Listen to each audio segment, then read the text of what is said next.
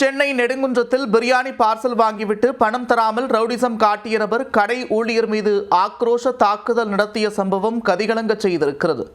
ஓசி பிரியாணிக்காக சம்பவம் செய்து கம்பி எண்ணும் கதையில் நடந்தது என்ன?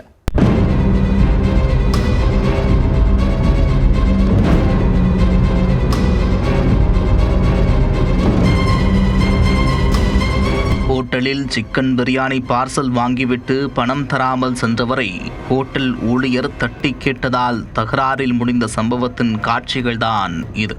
நான் யார் தெரியுமா, எங்ககிட்டயே காசு கேட்குறியா என குரல் கொடுத்து ரவுடிசத்தில் ஈடுபட்ட நபரை போலீசார் புளிந்தெடுத்து தண்ணீர் காட்டிய சம்பவத்தில் நடந்தது என்ன?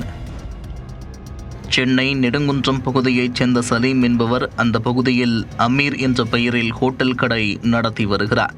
இந்த கடையில் வடமாநில இளைஞர்கள் இருவர் ஊழியர்களாக பணியாற்றி வருகின்றனர்.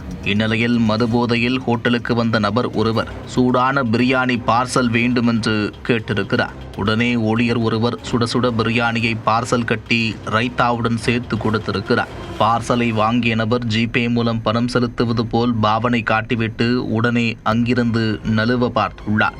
ஆனால் அக்கவுண்டிற்கு பணம் வராததால் கடை ஊழியர் பார்சலுக்கு பணம் கொடுத்துவிட்டு செல்லுங்கள் என்று கேட்டுள்ளார். உடனே அந்நியனாக மாறிய நபர், நான் யார் தெரியுமா, ஊருக்குள்ள என்னை பற்றி கேட்டு பாரு, என்கிட்டயே பணம் கேட்கிறியா என்று குரலை உயர்த்தி இருக்கிறார். அப்போது நமக்கு எதுக்கு வம்பு என்று நினைத்து அமைதியாக நின்ற ஊழியரிடம் வேண்டுமென்றே சத்தம் போட்டு சண்டைக்கு இழுத்துள்ளார்.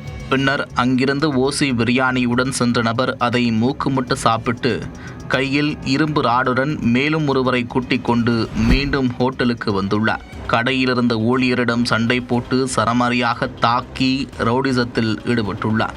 பின்னர் இப்போது பணம் தருகிறேன் என்று கூறி ஜிபே மூலம் பிரியாணிக்கான பணத்தை செலுத்திவிட்டு அங்கிருந்து சென்றுள்ளார்.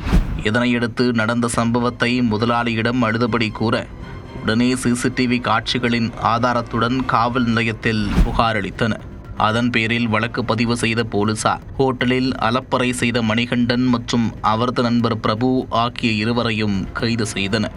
ஹோட்டலில் பிரியாணி பார்சல் வாங்கிவிட்டு பணம் தராமல் சென்றதுடன் ஊழியர் மீது கொலைவெறி தாக்குதல் நடத்திய சம்பவம் பெருங்களத்தூர் பகுதியில் சலசலப்பை ஏற்படுத்தியுள்ளது.